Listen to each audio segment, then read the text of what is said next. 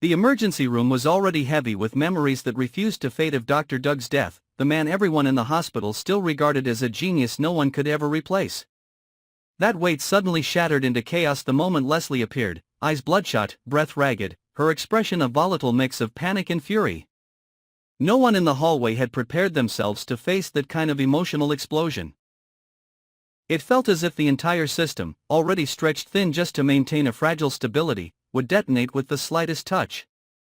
Leslie hurled herself toward Ted, her arms trembling with a cocktail of fear, despair, and the crushing sensation that she was losing control of everything.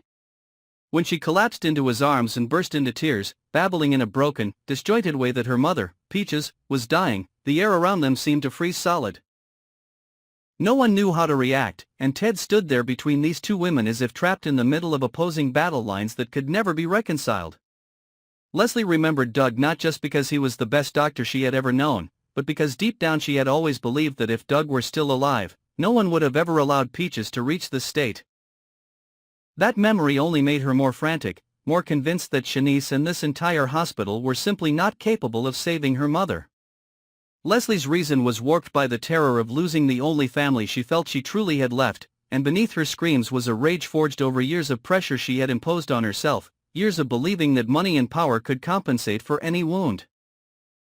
But that very anger drove her straight into direct confrontation with Shanice, who was struggling to stay calm even as she was attacked over and over. Dr. Wilkes appeared to deliver an update, but Leslie only absorbed fragments, like shards of information that seemed to cut into her rather than clarify anything. Peaches' condition was far more serious than anyone had expected: acute congestive heart failure, unexplained internal bleeding, blood pressure crashing repeatedly. To Leslie, none of these terms were medical data, they were sentences handed down from an invisible court. That reality pushed her past the edge, turning her toward Shanice with a fury that no longer had limits, yanking her away from the nurse's station as if Shanice were the only obstacle standing between her and the last, thin strand of hope. Shanice forced herself to remain composed, but inside, waves of dread kept rising. She wasn't afraid of Leslie. She was afraid of repeating a mistake from years ago, the mistake that had cost a loved one's life because a transfer to another hospital was made too late, because the family was in hysterics, because the doctor in charge had failed to protect the right medical decision at the right moment. That incident was a wound she never spoke of, but it never truly healed.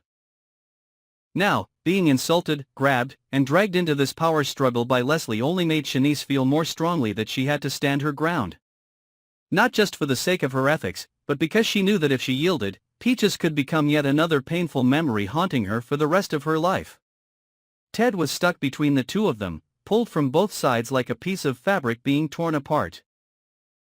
Leslie wanted him on her side, wanted him to protect her family, protect Peaches, and more deeply, to protect the image of the Dupree man she had already decided he should be. Shanice, on the other hand, needed him to maintain order, to keep the team focused on saving a life instead of getting dragged into a relative's emotional chaos.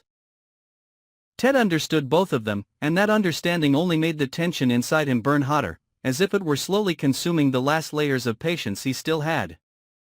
Leslie kept screaming, demanding answers, demanding special treatment, demanding absolute priority because of all the money she had donated to this hospital. But to Shanice, those words were nothing but a blatant insult to her profession. No one, not even someone as powerful as Leslie, could buy medical ethics or time, the two very things Peaches had the least of.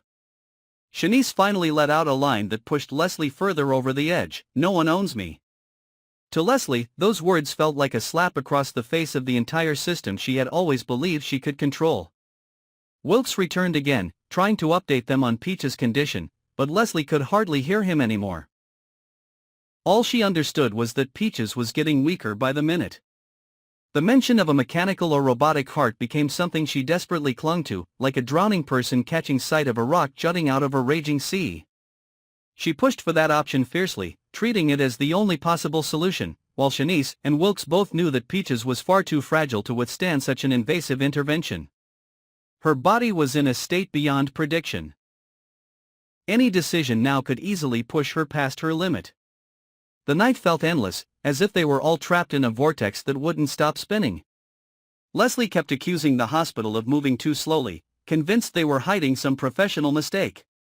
In her mind, a new idea began to take shape. If she had her mother transferred, maybe things would be better elsewhere, or at the very least, she would have someone new to blame if everything ended too late. But the opposite fear loomed just as large. If Peaches died in the ambulance, would that become the undeniable proof that Leslie herself had made the fatal decision? And would Shanice, Wilkes, or even Ted quietly whisper that she had destroyed her mother's last chance at survival? Ted tried to talk to her, but every time he opened his mouth, he was met with Leslie's desperate, furious stare. He felt like he was betraying one of these women no matter what he did. His attempt at neutrality looked like cowardice in Leslie's eyes and indecision in Shanice's. He had been dragged into a war he never wanted to fight, yet he had no way to step out of it without wounding someone. Meanwhile, Doug's shadow still haunted the entire ward. Everyone thought it, even if no one said it aloud. Doug was gone, and no one among them was good enough to fill the gap he left behind. Every decision now seemed to be made under his ghost's gaze, and everyone feared that one wrong move would brand them as the failed replacement. The tension rose to the point where even a single deep breath felt like it could bring everything crashing down. Leslie could no longer distinguish where her fear for her mother ended and where her anger at Ted for not clearly taking her side began. Shanice no longer knew whether she was fighting for her patient or fighting against the fear of reliving her own past. And Ted stood there between both storms, trying to hold on to a calm he himself wasn't sure he could maintain much longer.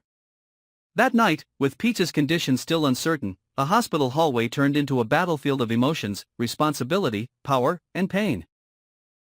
And in the midst of that chaos, unanswered questions hung in the air like a distant siren, warning of an even greater disaster waiting just ahead. Was Peaches really beyond saving, or was there something the hospital was trying to hide? Was Leslie losing her mind solely out of fear for her mother, or was she unconsciously paying the price for a buried secret from the past? Was Shanice truly defending medical ethics, or was she actually wrestling with a demon of her own making? And Ted. Could he really go on being the pillar holding these two collapsing worlds apart, or would he be the first one to break? As dawn barely began to edge its way beyond the hospital's glass windows, the pale early light only made the inpatient ward feel more exhausted and heavy, as if everything inside had been scorched by a night of unbroken tension.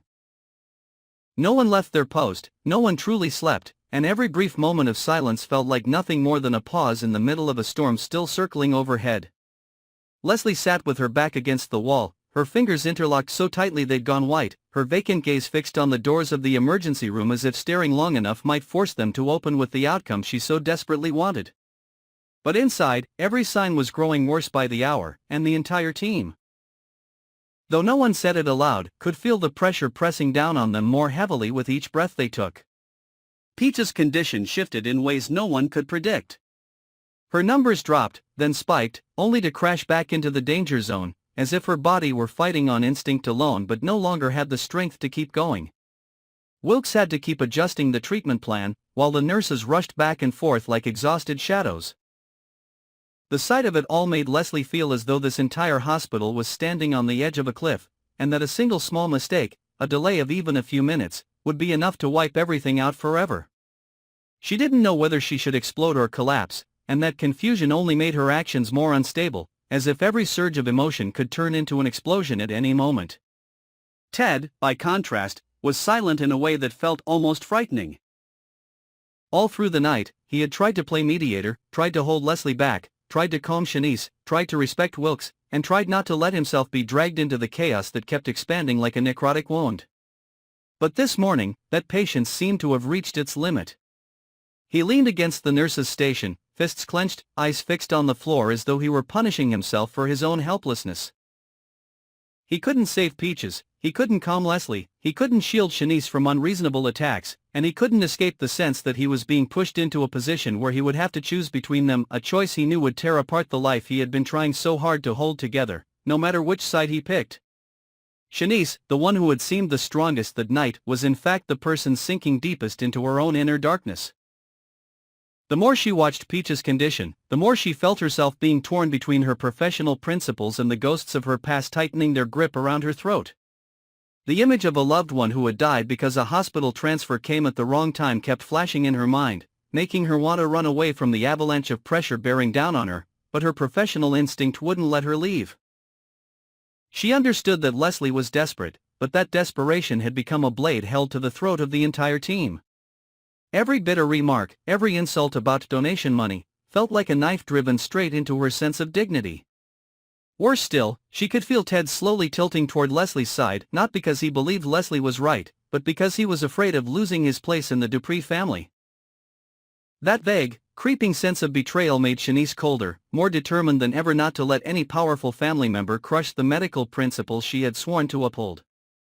When the clock finally struck 7, Wilkes stepped out of the emergency room with an expression no one could quite read. His face was grave but not panicked, the kind of calm that only doctors who have grown far too used to bad news tend to have, and that alone made Leslie even more uneasy. She shot to her feet, her chest tight with the feeling that she was about to hear the final verdict, but Wilkes only asked everyone to wait a little longer.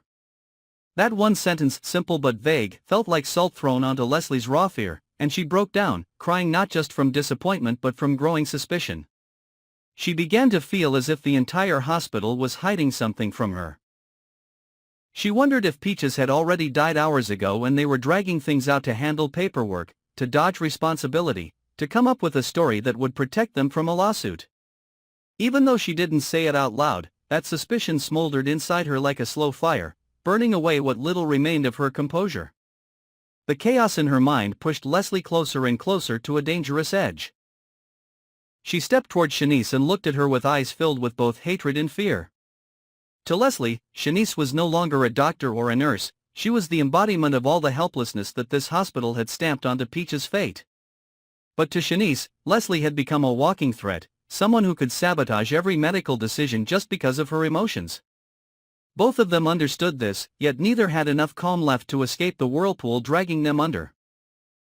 It all came to a head when Leslie announced she would transfer her mother to another hospital immediately, ignoring Wilkes' warning that Peaches might not survive the trip, not even for a few minutes on the road.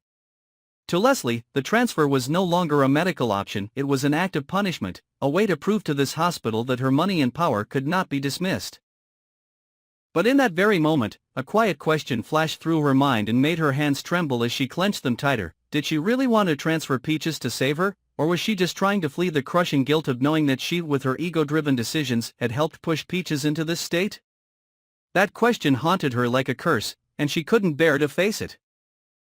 When Ted heard the transfer plan, his entire body tensed, the sense that everything was slipping irretrievably out of control slamming into him all at once. He looked at Leslie and saw in her eyes not just fear, but a frantic irrationality that could destroy everything in its path. He also saw Shanice step back, her eyes flashing with the fear of once again being blamed for something going wrong, just as in her past. And he knew that if Leslie screamed one more time, there would be no going back. The suffocating pressure made Ted feel like he was being dragged under, and for the first time in months, he realized he could no longer uphold the image of the calm, steady mediator he had tried so hard to be. The most dangerous moment had not yet arrived, not until Wilkes raised a question about one crucial detail. Peaches had come to the hospital on her own with acute heart failure, so why had she also developed severe bleeding, a symptom not directly related to her cardiac condition? It was a simple, floating question, but heavy with implication. If the bleeding wasn't purely pathological, then where had it come from? Who was involved? What exactly had happened before Peaches arrived at the hospital? That question struck at Leslie's deepest fear, because she knew there were things no one else knew about that evening, about the argument between her and her mother that she had never admitted to anyone. She felt as if Wilkes could see right through her, but he said nothing more. He simply left the question hanging and walked away, leaving Leslie to drown in her own panic. The truth more terrifying than any medical diagnosis was everything that remained unsaid. That long night wasn't just a fight to keep Peaches alive, it was a battle between responsibility and guilt, between power and ethics, between love and ego. And as the sunlight grew stronger, pouring down the corridor that had been worn out by tears and arguments, no one knew whether they were moving closer to hope or to a tragedy far more brutal. Would Peaches live or die? Was Leslie truly protecting her mother, or was she hiding a part of the truth she herself didn't dare remember? Was Shanice fighting for her patient, or for the chance to finally escape the shadow of her old mistakes? And Ted, did he still have the strength to keep everything from collapsing, or would he be the first one dragged under when the truth finally surfaced? Thank you all for your loyal support and listening.